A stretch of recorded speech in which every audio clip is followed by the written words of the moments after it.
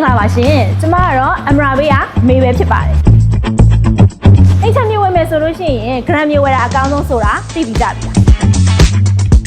ဘာလို့လဲဆိုတော့ gram ကြီးကသားစင်မြေဆက်အမွေဆက်ခံလို့ရတာကြောင့်ရယ်ခေတ်ကာလအလိုက်ရေတံဖို့မြင့်တက်သွားမှကြောင့်မလို့ရေရှည်ရင်းနှီးမြုပ်နှံလိုတဲ့သူတွေအတွက်အကောင်းဆုံးဖြစ်ပါတယ်ဒါဆိုလို့ရှိရင်ရန်ကုန်မြို့ရဲ့တစ်ခုတည်းတော့မြစ်သုံးစင်းဆောင်ရလဲဖြစ်တယ်